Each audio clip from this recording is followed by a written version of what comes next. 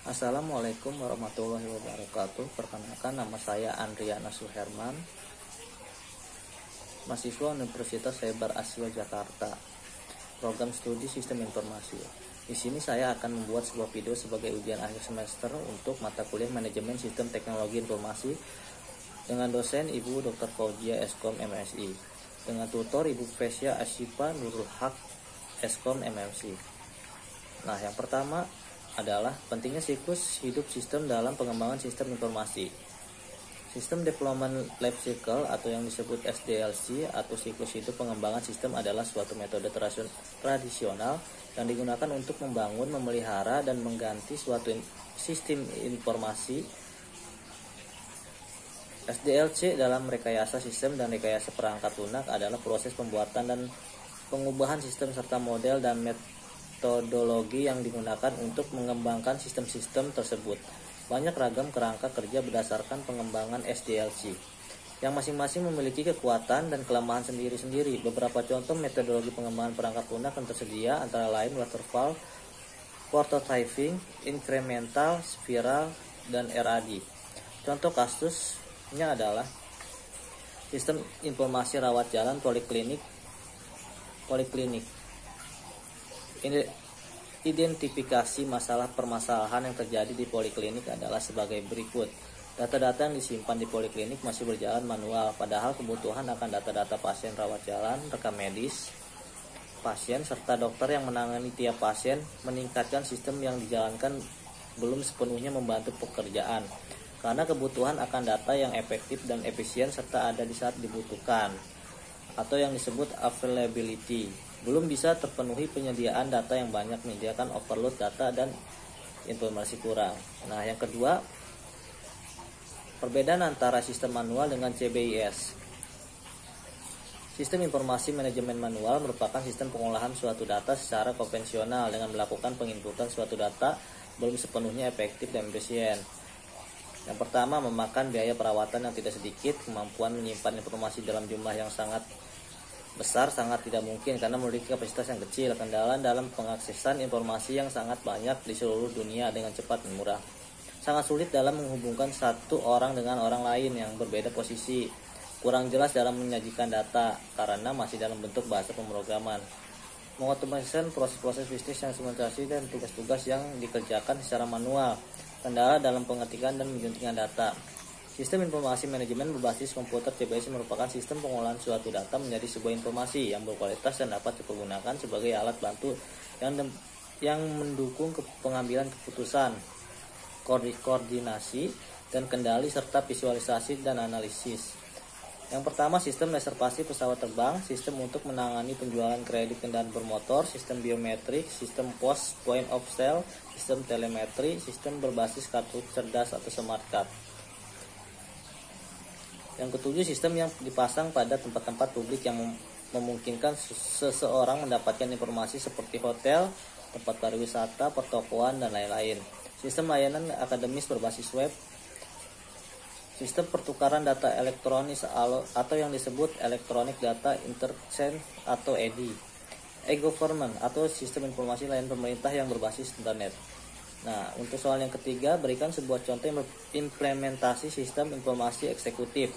Salah satu contoh dari sistem informasi eksekutif adalah semua data yang berkaitan dengan pengeluaran dan penerimaan bagi pimpinan eksekutif. Data tersebut sangat berguna dan penyusunan CSF Critical Success Factory. Informasi tersebut harus berupa data jangka pendek yang mempunyai perubahan ekstrim. Yang keempat adalah otomatisasi perkantoran dan manfaatnya dalam mendukung proses transformasi informasi. Otomatisasi perkantoran adalah pengguna dalam peralatan elektronik dengan tujuan untuk memudahkan komunikasi formal dan informal, terutama berkaitan antara informasi dengan orang-orang yang ada di dalam dan di luar perusahaan untuk meningkatkan produktivitas. Manfaatnya adalah: 1. Menjelaskan pekerjaan kantor dengan lebih cepat. 2. Mengurangi kebutuhan akan staf dalam jumlah besar. 3. Memerlukan sedikit tempat untuk menyimpan data. Yang keempat adalah beberapa orang dapat memperbarui data secara bersamaan dalam hal perubahan jadwal. Untuk soal yang kelima, berikanlah deskripsi mengapa otomatisasi perkantoran sangat penting dalam era digital saat ini. Nah, di era yang serba cepat, perusahaan dipaksa untuk memotong value chain jika sistem informasi yang perusahaan pakai kurang efisien dan memakan banyak waktu.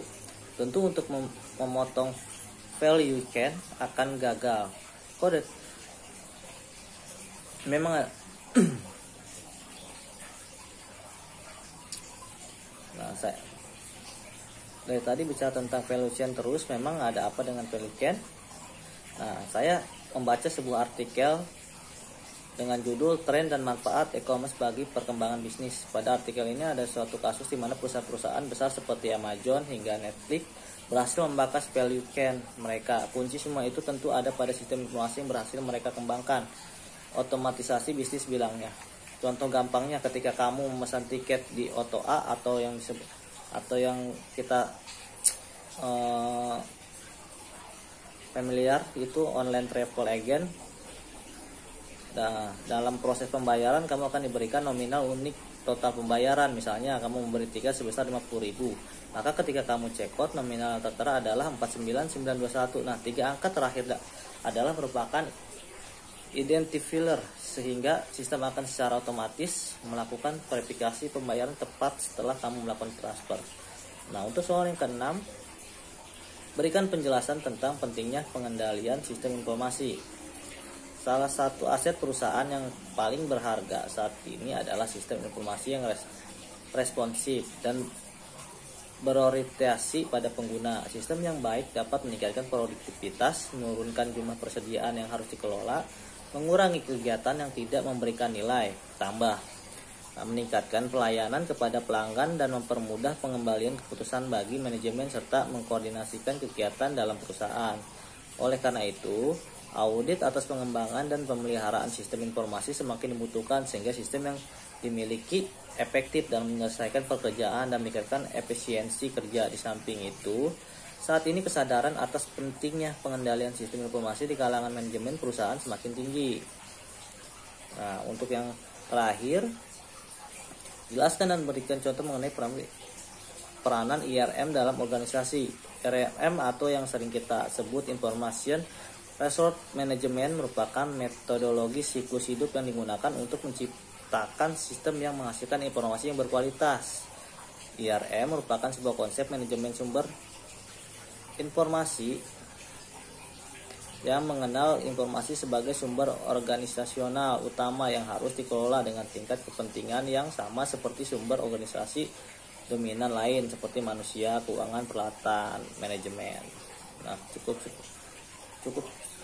itu saja yang bisa saya sampaikan. Kurang lebihnya mohon maaf jika ada kurang atau kurang jelas. Billahi taufiq wal hidayah warahmatullahi wabarakatuh. Terima kasih.